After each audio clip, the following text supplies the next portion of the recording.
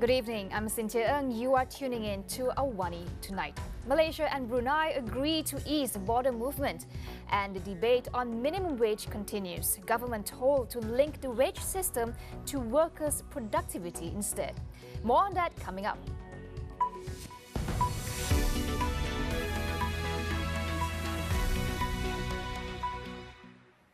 Malaysia and Brunei have agreed in principle to implement the Air and Land Vaccinated Travel Lane or VTL for cross-border movement between the two countries.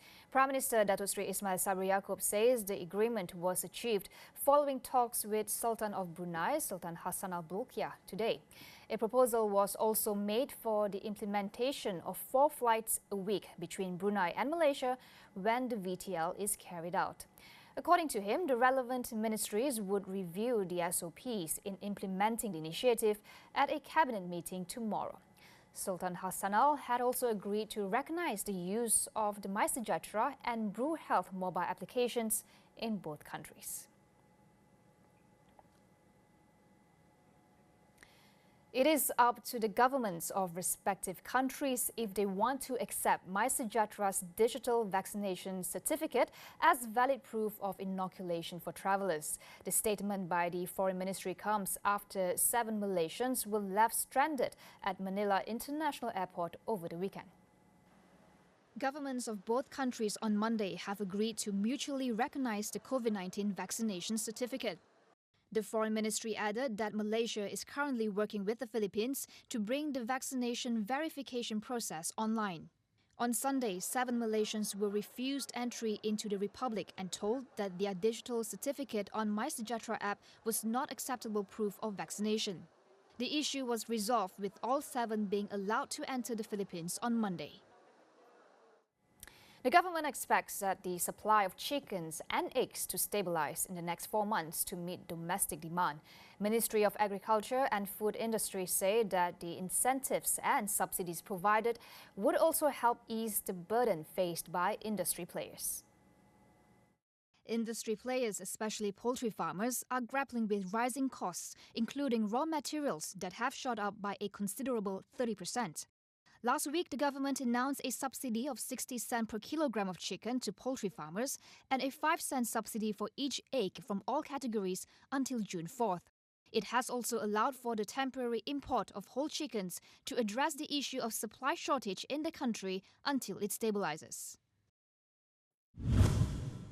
The Sarawak Legislative Assembly has passed a bill changing the title of the head of state's executive branch from Chief Minister to Premier. The bill was passed with a 2/3 majority after its 3rd reading today. Since the formation of Malaysia, there's no clear distinction made between Sarawak and these other states to reflect this special status of Sarawak.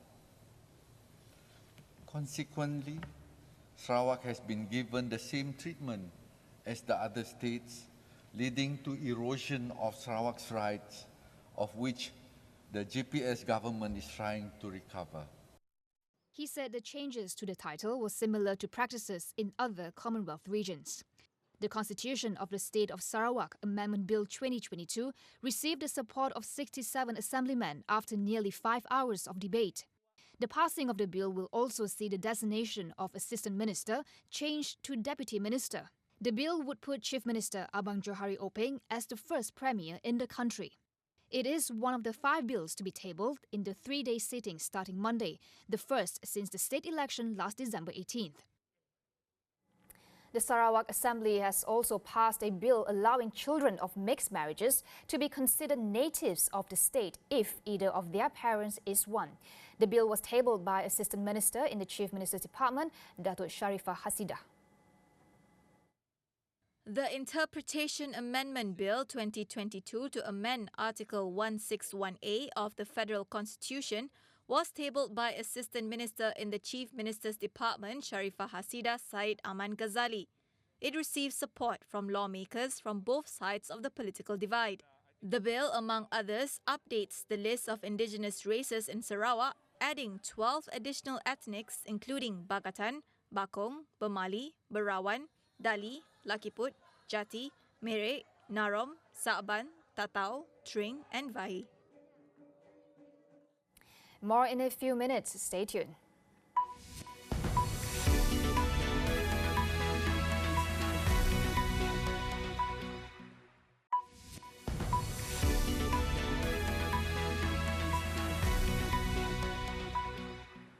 Welcome back. The debate on the necessity of increasing the minimum wage continues. According to the Small and Medium Enterprises Association of Malaysia, Samenta, this is not the right time for a simple increase in minimum wage. Instead, they urge the government to focus on reforming labour laws and linking the wage system to workers' productivity. We speak to its chairman, Datuk William Ng. I agree that in some localities, 1,002 is actually barely enough. However, I think the issue here is really about timing and whether we should even focus on minimum wage at all.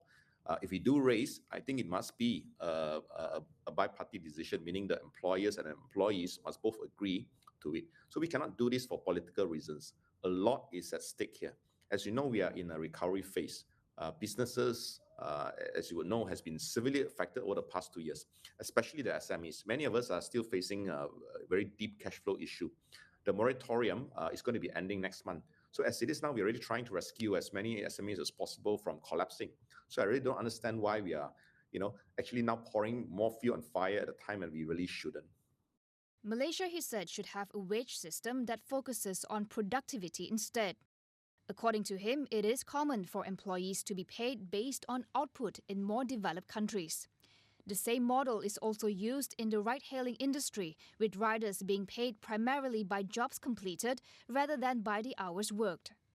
Our current fixed wage system, frankly, is very outdated. We are rewarding people who are turning up rather than doing work. So the ones who want to do more has no reason to do so because they are paid exactly the same as the next person who is doing less. So in short, that's the problem that we really need to address. How do we get productivity up so that everyone is paid more, much more than what they're currently paid? So don't focus so much on minimum wage because that is perpetuating the current problem. Focus on how we can link our wage system to productivity. So we can outline it and say, okay, if the productivity goes up, the company make more profit, the output becomes more, then everybody get paid more, either individually or as a group. I think that is the right way to go, rather than focusing on whether it's 1,002 or 1,005. The minimum wage was increased in February 2020 from 1,100 ringgit to 1,200 ringgit per month. The government is expected to further increase it to around 1,500 ringgit by the end of the year. On the international front, Hong Kong leader Carrie Lam says there are no plans for a citywide lockdown. Hong Kong is battling a growing Omicron outbreak that had overwhelmed its capacity to fight the virus.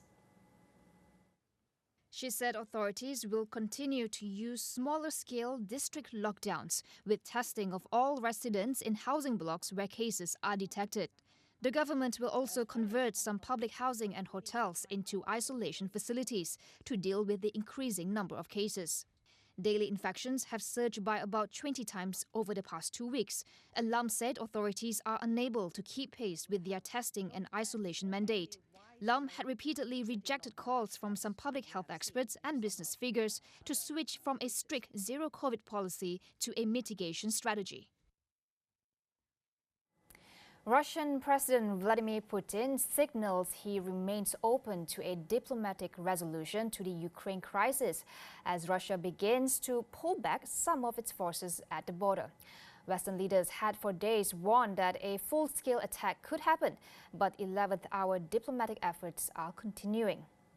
German Chancellor Olaf Scholz is in Moscow for talks with Putin, while Italy's foreign minister and Poland's top diplomat are also due in Kiev today. U.S. is temporarily relocating its embassy in the Ukrainian capital to Lviv, near the border with Poland, due to what Secretary of State Antony Blinken called an acceleration in the buildup of Russian forces in recent days. UK's Foreign Secretary also urged British citizens to leave Ukraine, warning that an invasion was highly likely.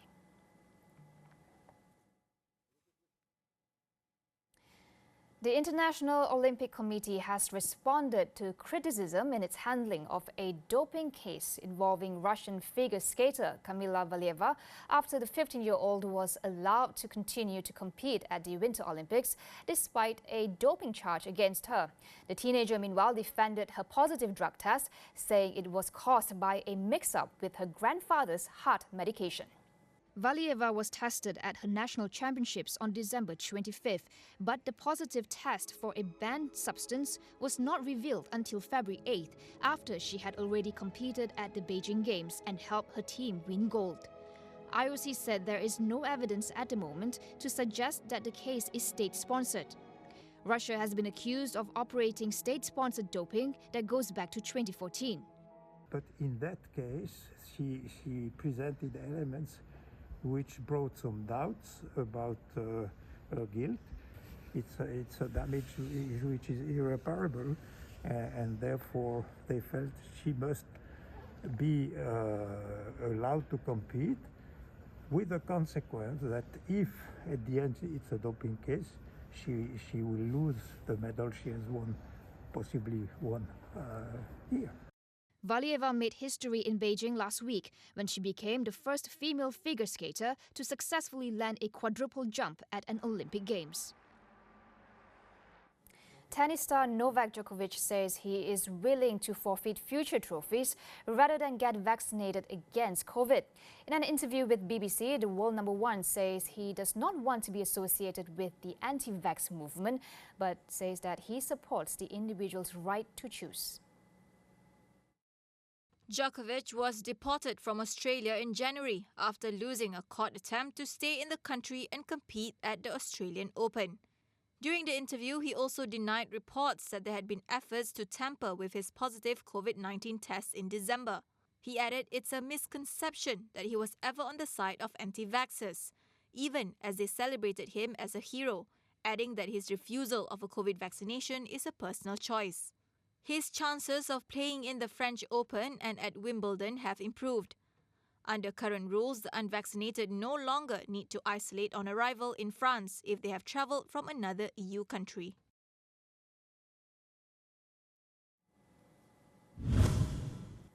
If the electoral system doesn't create the conditions for broader participation in polls, has it failed? Tonight on Consider This, we ask our guests if the Elections Commission has addressed the specific needs of Johor voters. That is all we have for you on AWANI tonight. Get all the latest news updates on astroawani.com, or you can get it from the Astro AWANI app. I'm Cynthia Ng. Thank you for watching. Good night.